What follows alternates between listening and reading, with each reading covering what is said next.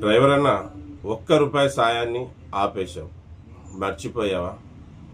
కష్టాల్లో ఉన్న డ్రైవర్ని ఆదుకుందాం, ₹1 సాయం చేయన్నా అని చెప్పాను, మర్చిపోయావా? యాక్సిడెంట్లై ఇంటికి పరిమితమైన వాళ్ళని ఆదుకుందాం, ₹1 సాయం చేయండి, మర్చిపోయావా? ఆరోగ్య సమస్యలతో బాధపడే డ్రైవర్లకి ఆదుకుందాం, ₹1 సాయం చేయని చెప్పాను, మర్చిపోయావా? ఫస్ట్లో బాగానే సాయం చేశావు, మళ్ళీ ఇప్పుడు ఆపేశావు. ఇది ఒక్క రోజుతో అయిపోయేది కాదన్న ఈ సాయం. అందుకే ₹1 అనేది ఏం 10 అడగలేదు, 100 అడగలేదు, 1000 అడగలేదు. ₹1 సాయం నువ్వు చేస్తూ పోతే ఎంతోమంది యాక్సిడెంట్లై ఆరోగ్యాలు చెడిపోయి ఇంటికి పరిమితమైన వాళ్ళని మనం ఆదుకోవచ్చు. మళ్ళీ మొదట్లో బాగానే సాయం చేశారు. మీరు చేసిన సాయం కొంతమంది డ్రైవర్లకి అందించడం జరిగింది. అవన్నీ వీడియోలు మీ ముందే ఉన్నాయి. మళ్ళీ ఇప్పుడు ఆపేశారు. అంటే ఈ సాయం అనేది ₹1 ఎందుకు శ్రీకారం చుట్టడం జరిగిందంటే, సోషల్ మీడియా వేదిక ద్వారా, ఫేస్బుక్, యూట్యూబ్, ఇన్స్టాగ్రామ్ ద్వారా ఎన్నో సేవలు మన డ్రైవర్ అన్న ప్రజలకు, అలాగే కేంద్ర రాష్ట్ర ప్రభుత్వాలకు సేవలు చేస్తూ ఎంతో ఆదాయాలు తెచ్చిన డ్రైవర్ అన్నని ప్రజలు గుర్తించడం లేదు. సరే, వదిలేయండి.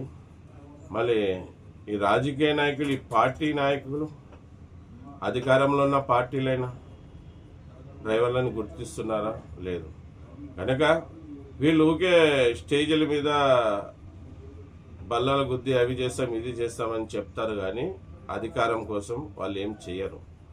మనమన్నా మన డ్రైవర్లకు ఏమన్నా చేద్దామన్నా ₹1 అన్న, 10 వద్దు, 100 వద్దు, 1000 వద్దన్న, ఒకే ₹1. చూడు, నువ్వు ₹1 సాయం చేస్తూ పో. ఇంకా ఎంతమంది డ్రైవర్లని మనం ఆదుకోగలుగుతామో ఈ సోషల్ మీడియా వేదిక ద్వారా నువ్వే చూస్తావు. చాలా రోజులైంది ₹1 సాయం చేయడం లేదు. మళ్ళీ మోమాట పడి చేయడం లేదా, లేకుంటే ఎందుకు చేయడం లేదనే విషయం నాకైతే తెలీదు. మళ్ళీ ₹1 కార్యక్రమాన్ని ఆపొద్దండి అన్న, ప్లీజ్. మీకు సంతోషం కలిగినప్పుడు, మీకు బాధ కలిగిన డ్రైవర్ని గుర్తించుకోండి. డ్రైవర్ని గుర్తించుకుని ఆ ₹1 సాయం అందజేస్తా పోండి.